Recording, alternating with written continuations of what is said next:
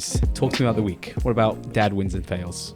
I had a great weekend, guys. My daughter turned 10, my oldest, which is a milestone. It's really pretty crazy. Double digits. When you see the double digits coming, you're like, man, time flies. Yeah. But we had a really great weekend. The weather up here was absolutely perfect, and got some Cedar Point in, got some roller coasters in, got a little camping. I put in quotes. We did sleep outside. It wasn't the most remote, rustic area, but it was the fun. whole family, or just you and your It was daughter? actually me and the girls and a couple of their dads. Oh, nice. So yeah, they brought their kid. There was probably, I think there was like 6 kids. Gotcha. 6 kids. And how many dads? So 3 dads. Gotcha. Yeah. Guess we didn't get the invite to that trip. Listen, he knows Sorry, he knows guys. the ratio I bring. He's like, that's not happening.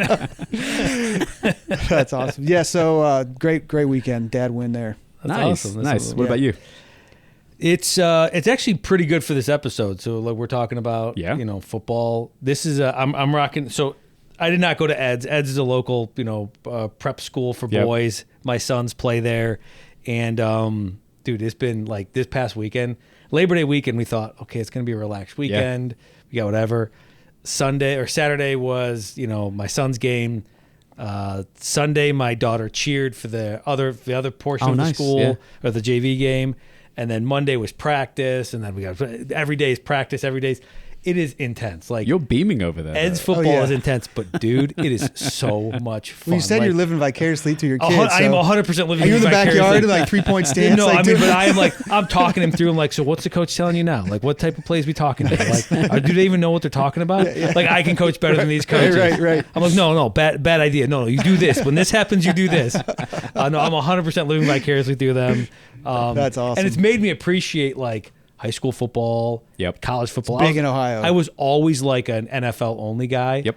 And this past weekend, I watched the majority of the Ohio State game, which was I think Friday night or Saturday. Yeah. It was the afternoon. Yeah, it was Saturday afternoon, and then the Notre Dame game on. Which, by the way, Miami. wasn't a great game. It was not. I mean, the last quarter was Yeah. when Notre Dame made their comeback, but yeah, it was Nice. yeah, all football, man. Well, that does tie in very nicely to this week's episode, which is all about the football season being back. So I'll kick it off with more so a statement. What does the football season mean to you guys? I'm happy to kick it off. No. This is so real to me, dude. Like, it is, and it's funny because all my kids share the same thing. So, like, football season is like leaves falling. Yep. Hoodie. Yep. Chili. Yes. Fire sometimes, inside or outside, doesn't really matter. Yeah. Fire. And then Sunday afternoons that are just like unbelievable lazy afternoons. Yeah. Like, that is football, at least for me in Northeast Are the kids Ohio. in with you? Are they into it? Yeah. I'm napping. Everybody's just chilled out on the couch. Yeah. Everybody's kind of like fogging in and out of naps. Right. Because like we typically, so I'm a Browns fan, Cleveland Browns fan. I was seeing Cleveland. So like our games are typically at 1:00 because we never have primetime games. And so you watch your 1:00 game, and usually by halftime it's a good time to take a nap because we're already getting crushed. But if we seem to be doing good, you then kind of like phase out on the 4:00 to 5:00 before dinner hour. Where the next batch of games are on. You don't really care who's playing. You just kind of like fade in and out of it. Just watching. All my kids sleep. My wife loves it because she's like, it's the only time you ever sit still on the couch. So she'll cuddle up next to me on the couch and fall asleep with a blanket next to the fire. Like I was gonna ask if your wife, if Adam was like into football. She doesn't watch it. She could care less about it. Yeah. Besides high school football. Yeah. Oh my gosh. Talk about She's like the into it. cheerleader mom, like the, what do they call it? Tiger mom? Tiger mom. She's freaking out about every call and play. She absolutely loves it. Like pro, she could care less about. It doesn't even know. I don't even know if she knows like all 32 teams. Yeah. The only thing missing on your list, because I wrote down a few things, a lot of overlap. Pumpkin spice latte was not on your list. Okay, I'm not a pumpkin spice latte guy at all. That's disappointing. I get it. I understand the draw. I like the smell of it. I do not like That's funny because the first thing I thought of when you asked that question was, as a Browns fan, disappointment. Disappointment sums up the tears. I wrote down emotional hijacking of your feelings when your team always loses. That is a great way to put it, because there's always a point in the season where I'm like, okay, they have to earn my emotions and my time, because you get to a point where like I'm watching a game and I'm wasting time and emotions, and it's like you get sucked into these games and then they just lose or crushing defeat, and you're like, okay. Let me give you my thoughts on it. So I didn't grow up here, obviously. Okay. The pageantry of American sports, farcical. It doesn't make any sense to me.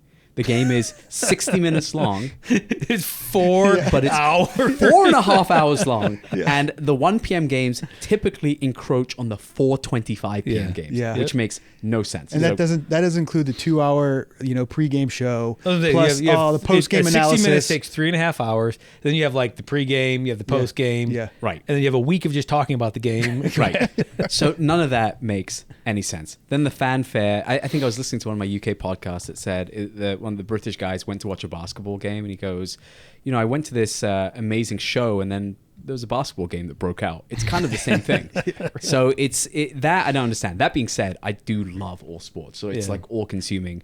Football does remind me of like when we were pre-kids and we were watching like the New York Giants. Typically they were horrible. So like just like the Cleveland Browns. I think statistically since 2017, the Giants have the worst record in the NFL. But our Sundays used to be chili, being made so you can smell chili. Wife napping next to you. Fantasy football. So I never discovered fantasy. We had fancy. I'm going to call it fantasy football, but fantasy soccer in the UK. Not the same as what you guys are doing here. It's intense. Kudos to you guys because the Americans have they figured it out for fantasy sports. They figured it out. So what are our thoughts on fantasy sports come this time of year? I actually was never really big into like fantasy football, but we started doing it at our office. I'm like, I guess I'll just do it because it's just for fun league. We got a little trophy we pass around for the winner, but it's amazing how competitive you get as soon as you sign up. You're like, I don't really care. And then every week you're doing research on players and who should you start. Well, sometimes you find yourself watching a game just because your tight end is playing. Oh, and that's the brilliance behind it. It gets you invested in every game. Genius. It is genius. Do you do a family one? A fantasy? Yeah. No, I genuinely don't really care about fantasy football all that much. I always start out like super hot into the season. So to your point, Matt, that's like my first 3 weeks. And then by week 5, I forgot to set my lineup. And at that point, I'm just like, whatever. I got people on bye. They'll sit in my starting lineup. And then I'll have like the late end season push and be like, oh wait, I'm not completely out of it. That's true. Maybe I can rally the troops and take Tyreek Hill off the bench and get him in there. And then you get emotionally invested in like what's going on in their personal life. So we'll be like, oh no, Tyreek Hill got pulled over. Oh no, Tyreek Hill's going through a divorce. Oh no, his child abandonment issues. And then you're trying to map that into what's going on. So you get super emotionally invested. How many Americans do you think play fantasy sports? Oh man, it's got to be a high number. 80 million. Okay. What do you think? I was going to be in that range, but I'd probably say 55 million. It's 60 million. Okay. All right. 60 million close. Americans, and nearly half of the people that play are usually parents. Makes sense. Right? Yeah, it makes sense. And get your thrill somehow, man. Well, 84% of participants hold a college degree or higher. So to my wife listening, it's not a stupid game. It's a highly educated. That's because in college you get, you get inundated with the college sports, college football, and then all those players feed into the NFL. So I feel like there are people that go to college, alumni, they get super interested in their sports teams. Here's one thing I'll ask you guys. As a dad now, with the immense consumption of sports that goes on, so you've got the NFL, you've got college football, in your case now high school football that you're keeping an eye on, mixed in with like all the other sports, soccer, we're now getting to that point in the season, the sweet spot. This is actually my favorite part of the year. Gosh, all the sports converge. Oh my gosh. You've got NFL, MLB playoffs. There'll be a full moon in October at some point. NBA. Oh, dude, it is start of NBA season, rolling into baseball postseason, into start of football season. It is like pumpkin spice lattes are usually 50% off. It's the time of the year. And in Cleveland, when you walk, we have the ballpark right next to our NBA Coliseum, whatever the heck it's called now.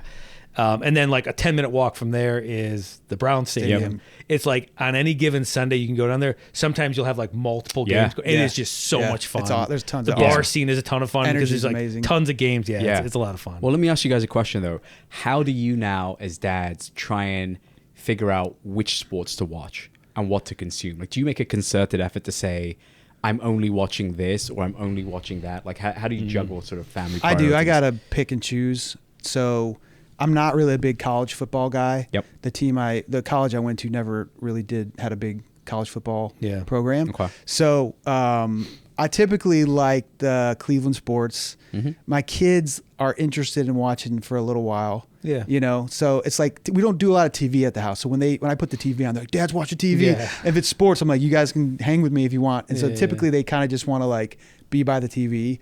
But it's that, and honestly golf, like the Masters and some golf tournaments that are like the sports that I'm like, all right, I'm watching this no matter what. Everyone's invited. You know, you don't have to, but you can. So I typically have that Browns Sunday game time, which again is usually 1 o'clock, which rolls into nap time, which kind of works out. Works out good. Do you make it a family affair? Like, is the whole family watching? Not really. My wife, again, she's interested in Cleveland sports, but she's not going to like sit down and watch the game unless it's like a primetime game or something like that. Yeah. But the kids do come over and watch, and then they typically start asking for Bluey by like the second quarter, you know. And you're like, I'm kind of in the mood like, for Bluey too. They haven't solved the timing for American sports yet as a dad, because the 1 p.m. games, you can get some form of nap time in at the start, but then the kids are wired for the fourth quarter. So you lose because you can't really focus on what's going on. Yeah. Then you've got the 4 p.m. games, which bedtime rolls into the fourth quarter. So it's terrible timing and dinner time and all the other stuff that goes on again. And then anything post that is the 8:25 game, which by the time you get to 8:25, after a weekend of parenting, we're lucky if we get to halftime. Those games are so stinking late. They're so long as well. You're like, how is it 11:45 and I'm still watching the third this quarter. game? Yeah. And there comes a point when you're actively cheering the opposition to win so you don't go into overtime. Yeah, it's crazy. And even like locally when we've had a couple late night games, like you don't get home till 1, 2 in the morning. And it's like, I get it. It sounds like an old person thing to say, but like... for what? I categorically prefer watching the NFL or American sports at home versus at the stadium. 100%. Barring if Cleveland teams have made it, into like the postseason. Playoff games, rival the games. only thing I would say has a better product is the NBA. I think the NBA has a better product there than just watching it pure play at home. Just because there's so much more stuff that goes on. Like you said, a basketball game breaks out during whatever your buddy said. Like that's the only team, but still like the hassle of fighting the crowd, fighting all that sort of stuff. Have either of you guys taken your kids to any of these sports games? I haven't yet. No. No Cleveland games yet? No. We've done a couple. The Guardians. We've done the Guardians. Sorry, I should take that back. We did a couple Guardians games. That's like real sports. Real sports, not that stuff. I believe they were called the Indians when I took them.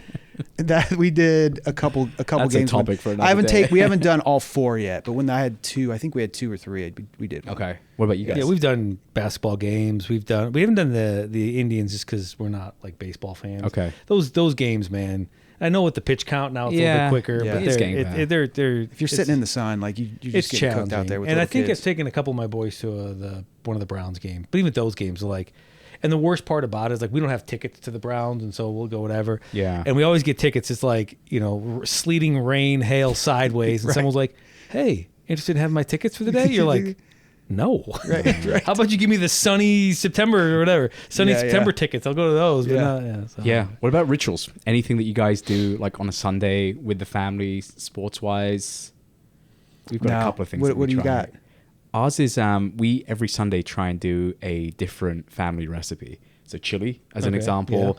Or whatever. There's always something in the slow cooker that we're doing. Yeah, it's definitely like NFL's like slow cooker Sundays. It is slow cooker Sundays, 100%. and we'll try and typically do something that the kids can do and make and whatever else. The only issue that we find, or I'm finding now, is that now that my kids are getting a little bit bigger and a little bit more active, is they don't really have the patience or the tolerance to want to just vibe at home for 3-4 hours. So we're having to find ourselves do a whole bunch of like activities. And my sports watching in general as a dad is typically on my phone now. Oh, really? So I'll be like, because soccer is my first love.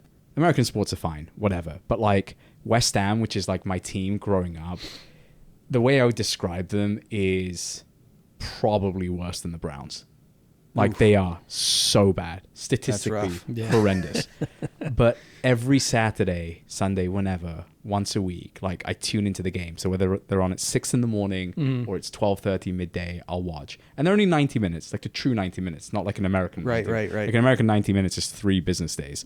But like, you're welcome. Thank you. It emotionally takes over. Like my wife will comment on my mood. Oh, okay. And she can tell whether like they've won or lost. And so my big thing is like, if I sit down and I can have 90 minutes of uninterrupted time, if they lose, I feel like they have stolen my time. Totally. I feel like I have wasted my day. Yeah. And so what I do now is like, I watch stuff usually on my phone while working out. Okay, or I do stuff on my phone while doing whatever around the house. I listen to a lot if I have to cut the grass. Yes. I'll throw my ear pods on and I'll listen, and then because usually the game's still going when I'm done. So it's like, okay, if it's going well, I'll switch over. But to your point, to emotionally invest in these games, because there's a lot of people in towns like Cleveland that are like, my week depends on if the Browns win or not. Oh yeah, and it's you can tell the vibe of the city on Monday if we've won or lost. Yes, and it's just like, as fun as that can be when they're winning, it's also just ridiculous to be like, my whole week is my whole attitude. But then Dunkin' Donuts will be like, free donuts for everyone. I know. Someone's just throwing $100 bills out at you. You know, it's funny. I had the same, like literally probably for like 15 years, I had the same thing. Like my kids were like, if the Browns lose, just stay away from Dad. Like, just don't go near him, whatever. Yeah. It's passed on to us. Or if they win, ask Dad for anything. He'll be like, ice cream, we're eating out. Sure, I'll pay for your college, kid. Let's do this. And so they'd be like, explains your son's tattoo then. Yeah, right. Face tattoo. He's 14. He can make his own. It's fine. But I like, dude, I had to like cast those demons out of me, man. So like 2 years ago, it was maybe 3 years ago, I was just like, I cannot allow this to like be this way. Right. And so I just made a conscious decision to just totally detach. I basically went an entire season watching no football. Ooh. Just completely cold turkeyed it. Wow. And was like, I don't care about the news. I stopped listening to sports radio. I like got off the was that juice. Was that the COVID year or no? This was more recently. This is probably 2022, something like that. I think it was the year the Browns actually had a pretty good team. Yeah, if you could stop watching, that would be great. No, I should. I probably should. No, but I basically like got off the juice and was basically like, I'm just going cold turkey. And I'd watch a game here or there, but like I set no schedule around it. I could care less if I was home for it or not. Wow. And basically just totally detached from it. Yeah. And that, and I've been able to like, let it back in my life, but it was seriously like, I'm speaking of it like heroin. I would say it was pretty close to how like you would probably treat like an addiction, because I don't have an addiction to anything else. Sure. Like, go get the remote and then you'd be like, no, I can't. But like, dude, I would get so ticked if like I'm watching the game, my kids come in and they're like jumping on the couch next to me, like, can you just please? Like, and I'd freak out at them. No, that's a good point. That is probably the worst habit that you have. It's like when your kids are buzzing around you and they have no idea what's going on. Yeah. Every little thing they do just magnified. It's like amplified in your head. One quick story I'll share. So the reason I'm a West Ham fan is a slightly like convoluted reason. So, and it's partly generational to what Matt was saying about like Browns fans. But my dad emigrated to the UK in the 70s, and there was a soccer final that was going on. And at the time, my dad and his elder brother, they watched that final because it was the first ever soccer game they'd seen. And whichever two teams were playing, they decided to support those two teams. Okay. West Ham is my local team, like so where I grew up. We were from like a real working class like town, and that was the team.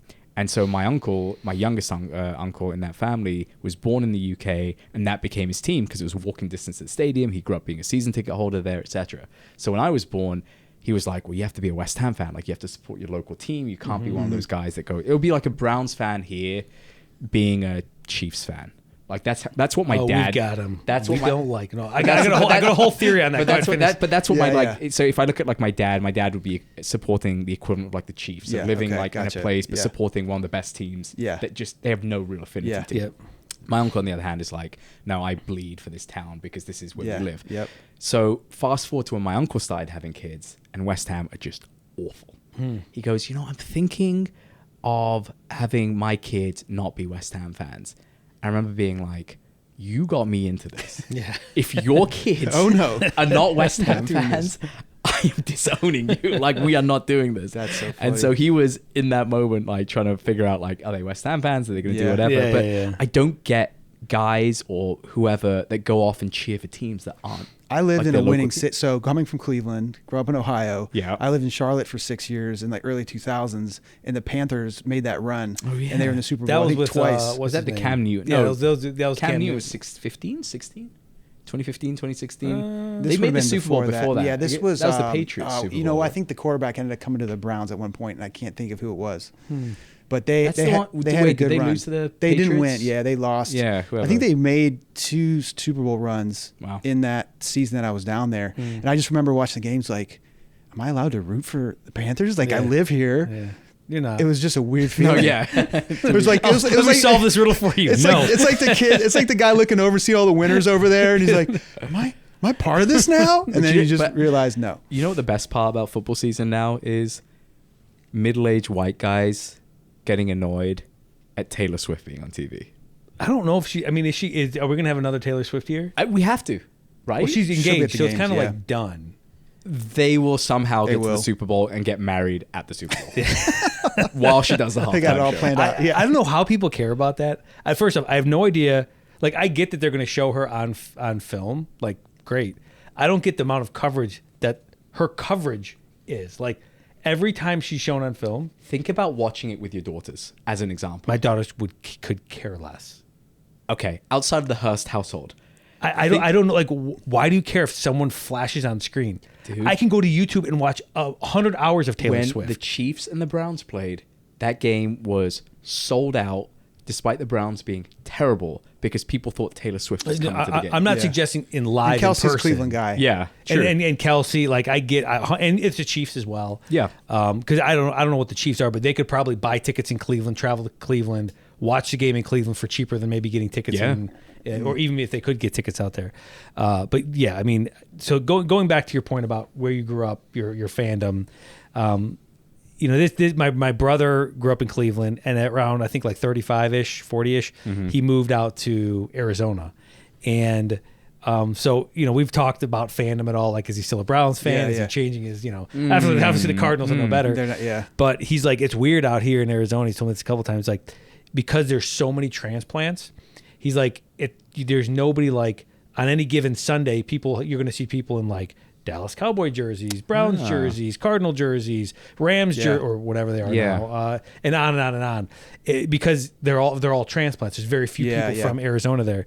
He's like, so it's kind of interesting because like there's no like in Cleveland, you walk into Walmart in Cleveland on a game day. Oh my gosh. It is top to bottom Browns. Every person in that Walmart is wearing a Browns jersey or something that resembles a Brown jersey. And he's like, in Arizona, it's not that way. Well, so like, there's an age of like, and so we had this long discussion of like, right around like 12 to 13 years old is when your fandom has to be solidified. So you are not like, prior to that, if you move as a young adolescent, you're allowed changing your fandom. So if you're from Cleveland at age 8 and you get moved to, you know, Las Vegas, you can become a Raiders fan. If you're not, you're stuck. Now, you can have a secondary team. So we have I have a secondary. Who's your secondary team? San Francisco 49ers, man. Why? I'm a 90s kid. Really? Oh, dude, the 49ers in the 90s, Jerry Rice, Joe Montana. I can't tell Powerhouse. you how many backpedaling like quarterback plays I did. I was Joe Montana. Yeah. That's all I wanted to be was Joe yeah. Montana. So hashtag Joe Montana on this thing. And like Jerry, like I just love the 49ers. I love their jerseys. Yeah. I loved everything about it. And I got I think it was like I don't know if it was like a starter. I don't know where the starter jacket came from, but I had like a they were 49er huge. starter jacket, probably some like reject. Oh, somewhere. yeah. Dude, it was the I 49ers bet you look Like the are neighborhood absolutely my schmuck team. over there as well. Oh, wearing- no, wearing that I shit. never like this was like everybody had these awesome new starter jackets, and I always had these like starter jackets. I think my grandma bought me one, or maybe it was uncle. I don't know. I got one Ohio State starter. I had a jacket Notre that Dame was one at one point. I thought epic. it was. Oh, that was it, man. bee's knees, man. Yep. I There's a actually pullover, though, too. I lived in Chicago as a kid, so growing up, I was a Bears fan in the '80s. So I always have claim to that. Walter Payton was my number one guy. you all-time can favorite. claim that. 85 Bears. Okay, but using best team of all your time. theory, what what if you just keep moving around? Yeah. If you're a military brat, Yeah. you get an exemption. You Okay. can you choose get to whatever choo- team yeah, you want, pick the but litter. it cannot be a winning team. You can't just can't pick jump. a- No. You can't just jump onto like the Chiefs all of a sudden. It's like you got to pick a team Well, and then you got to that's stick what Americans with it. do with British sports. So they'll look at 100%. it. Suddenly you've got like these Man City fans. Yeah. But like no one knows. Oh, Like yeah, yeah. 10 years ago, no one knew who Man City was. 100%. yes, totally. And then 100%. before that was Man United. And before that was You know, whatever. what's the one Yeah. with Rob? These Wrexham. Wrexham. Like, Yeah. like who's a Wrexham No fan? one's Who a even Wrexham heard fan. Wrexham Right, right, right. before you No know one's- exactly. Exactly. No one's a Wrexham. No, you're not allowed being a Wrexham fan. You're not. let me ask you guys a question. So you are both Cleveland dads.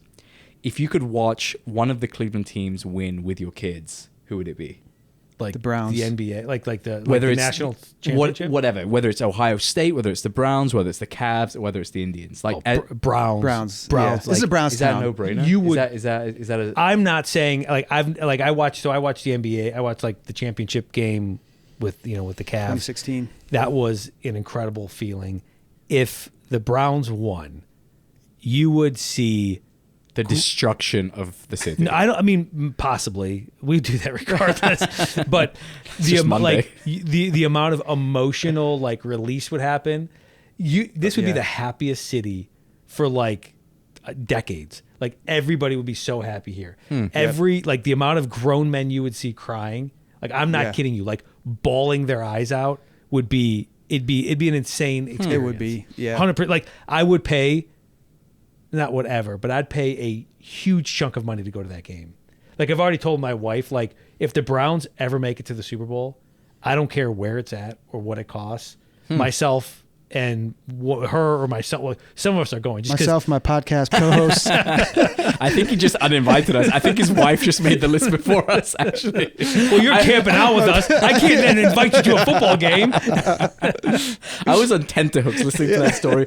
We're all gonna, in my immediate family, not including my podcast host, go to the game. I was like, I don't care anymore. No, but I think there's at That'd be least in that'd be Cleveland, yeah. it'd be impossible Yeah. because everybody else has. Like the Indians have gone to the World Series, the Cavs have gone and won the championship. Like Browns would be it. Yeah. 100% agree. Interesting. We would trade every championship from every other team. I thought he was gonna say my kids for a second. I'd trade. I told you, man. I told you it's like heroin. No. That's awesome. That's awesome. How about we move to a new segment, or actually a segment that I'm bringing back? Finish the sentence. The Dad Life NFL edition. What do we think? Let's do it. All right. The worst time for my kid to need me during a game is. Fourth quarter, I would say. Just now that could be. I'd if it's say a- last 2 minutes. Yeah. Last 2 minutes of Yeah. any game. Now again, if they're getting blown out, which happens often, whatever, you turn it off. Yeah. But if it's a tight game or a close game, you want to watch the end, or if you think you're going to win, you want to watch that fourth quarter. Yeah, I'd agree with that. Yeah. All right. Fantasy football ruins my mood more than You answer one. checking my stock portfolio. That's a good one. That's a good one. It's so bad. Fantasy foot. Like, how do you play? Like, when you play fantasy football, are you one of those guys that just says, "Okay, my lineup is set, and I'll check on Monday," or are you literally obsessing over it throughout the weekend?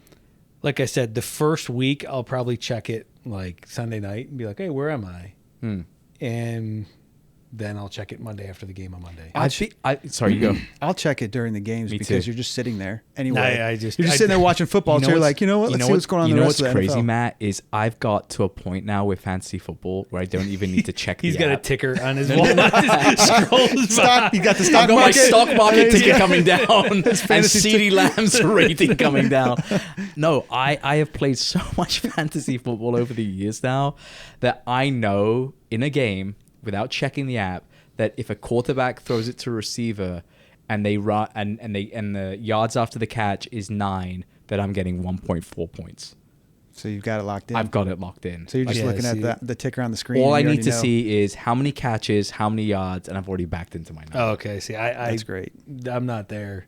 Now, do you play fantasy with anything else? Like, do you play fantasy soccer, or do you not play? I that? did that growing up. I don't do that anymore. How many leagues are you guys in for fantasy football? This year, I intentionally only did one. Okay. Because the problem you find with fantasy football is you might have... A good example last year was I had Jamar Chase in one, and then there would be, in the other league, I'd be going up against a Jamar Chase, against someone else. And then you're like, well, I want him to do well, but I don't want him to do that well. Yeah. And it becomes this existential crisis. That's hilarious. And then you're neglecting your family because all you care about is Jamar Chase. Jamar Chase. And then he's like, I'm not getting paid enough. I ain't playing. You're like, That was the issue. No! That was the issue. Jamar Chase for 3 games was holding out. So I was like, Oh, yeah. yeah, I got super invested. So I hate you, Jamar Chase. Anyway. The worst part about fantasy football is like, you pick like Christian McCaffrey, your number 1 overall, and he gets injured week 2. You're like, well, there's my season. Yeah. What's the point of doing this? Did you know statistically? So in a 12-man, I was just talking to someone about this morning. In a 12-man fantasy football snake draft, statistically, which position is the worst and which one's the best? Like your draft pick position, probably 7. I'd say 3. 6. It's 6. Yeah. 1 is statistically the worst Yeah, position. no, the One is first pick never terrible. wins. Well, you had Yeah. last year. You had 1, and you picked McCaffrey. Yeah. And that's what happened. Yeah, and then you've got exactly. Then you're Derek. You got like Derek Henry that Yeah. like has statistically been a number 1 like pick, gets injured a lot. Mhm. So the issue with 1, 2, 3 is you are forced to pick 1, 2, and 3 on whatever the ESPN board is. Yeah. So you can't make a actual logical decision like, well, maybe this player versus that player, which you can do like round 2. I think 'cause I've you get won. onwards. I've won though one season. I was second pick. So I think it can be done. But I do think the first pick is All right, crazy. we get it. You're Congratulations great. on all Yeah. your success over there. I think it can be done. Like, maybe put me first pick, see if I can do this again. Guys, give me lemons. I make lemonade. All right. Anyway, my go-to dad snack for game day is... I'm basic, but dude, like wings. Like I love wings. You're not a wing guy, are you? bonus wings. Bonus. Yeah. I love all like everything that you like that is like the caricature associate with of football? somebody who would eat like chili, wings, chips, dip, salsa, all of it. Love it all. Yeah. Love it all. We do a lot of pasta Sundays, man, in our house. So Ooh, I like that's, that. it's kind of the same idea as the slow cooking chili. Yep. You can make the sauce kind of all day. Oh, and, for and sure. go Yeah. and do that. Yeah. Yeah, ours is usually chili, but we've also done pizza with the kids most Classic. Sundays Yeah. during the NFL. Yeah, that starts off great, gets really bad after a while when ingredients are going everywhere, and then finally comes full circle and it's pretty good. Yeah. So that's a good one. All right, when my team loses, the first person who feels it at home is... Who do I punch first? Yeah. I'm kidding. Like I said, I've totally detached from it. It used to be like anybody could say anything, and I was like pissed off about everything. Yeah. Now I just genuinely don't care. I'm just like, Yeah. oh, well, that was a waste of 45 minutes or whatever. I watched. The worst one that I've ever done is pre-kids. I was watching something on the iPad, and West Ham like conceded a goal at the end. I actually threw the iPad like across the screen, across the thing, and it smashed the iPad. And my wife Get control of yourself. Naveed, let's bad. talk, man. That was Yeah. really bad. That was pre-kids. I've mellowed out a lot It's more. I've mellowed out a lot more. All right. The most dad thing I've ever yelled at the TV is... Oh man, there's so many What's a good things. dad phrase? I have 2 go-to phrases in football. It's go for it if they have the ball, and it's shut them down if they don't have the ball. That's pretty. You can pretty much root for every play. You can say, "Come on, guys, go!" But I feel like we're always yelling at the refs. You're yelling at the players. You're yelling at the play calling. Like I said, you feel like. I think to sum it, like what I would say, like genuinely, like what I would say to my kids versus what I yell at the TV. Be like, are you freaking kidding me? Yeah. Like that's It's a like classic. what I say most Disbelief. is like, are you kidding me right now? Yeah. Like this cannot be happening. We also don't swear in our household, and We watching don't- football makes me think of creative ways to Yes, say 100%, things to not 100%. swear. Yeah. You B-A-B-A. Just yelling letters at your Right. TV. What's that talking about? All right. The moment my kids started watching the games with me, I felt. There's like this tradition feeling Yeah. of like passing it down. Yep. And like having them sit by you, having them say, "Go Browns, go Cleveland," rooting for you. That's the fun part of like watching team sports. Yeah. It's being able to hang out with your friends, your family. Can I tell you one that I'm really looking forward to? And it reminds me of like when my when my eldest daughter was born is she was born like during football season. It's like those newborn cuddles that you have when you're watching a game. They are the best. They are the best. Because you're like all warm and cozy on the couch. And then you fall asleep. And then they wake up and they stretch with like a newborn stretch. When they get to the point they can stretch, like there is nothing better than a newborn stretching on your chest. You're just like, I don't really care what happens. Yeah. Like the whole world could end right now and I'll be happy. But also like when it's going really bad and you're trying to cheer and you're trying to be quiet. Yeah. The amount of times where like a newborn's sleeping on you and you're like, little Browns onesie. Yeah, the Browns onesie. My wife is always like, she's definitely like, my wife prefers the what would you call it? Like the pageantry. So like Sunday comes, you come home from church or whatever, and it's like everybody gets their Browns gear on, and she's out like all the babies would always have like a little Browns onesie or like a tutu if it was a girl or something like that. Yeah. Their hair is all done in brown stuff, and then nobody's watching the game. It's just me watching the game. They're all just running around the room yelling whatever. Yeah. That's fun. The NFL coach that I parent most like is... Oh, man, I don't even know. I wouldn't be able to... Bill Belichick. Yeah. Really? Yeah. I'm grumpy, and my wife is younger than me. You just say, do your job?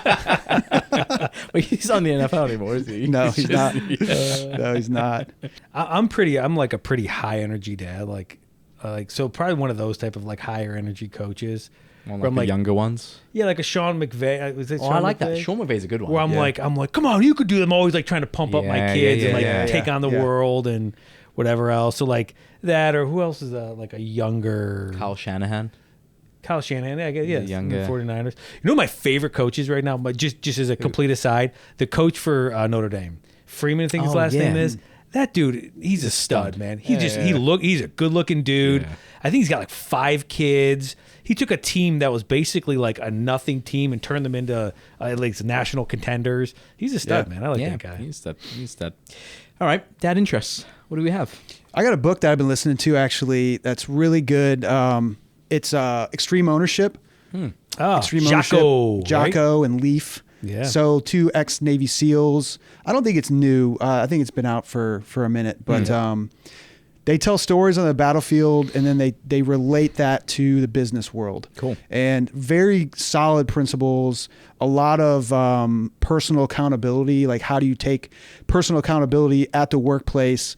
I found it great. And the way they split up the book, the audiobook at least, Jocko reads some parts and then Leaf reads other parts, and both of them have these like commando style voices. Does he read it like his podcast where he's like, I feel like it's a little more audiobook than the podcast, but it's still there. The podcast is so like dark, and he talks like, "Hello, my name is Jocko Willink." Well, yeah, he's always telling stories too. He's like reading these intense stories. Yeah, his stories are awesome. It's like 6 a.m. Yeah, Grenada. You know, he's just like talking. Beach, foggy.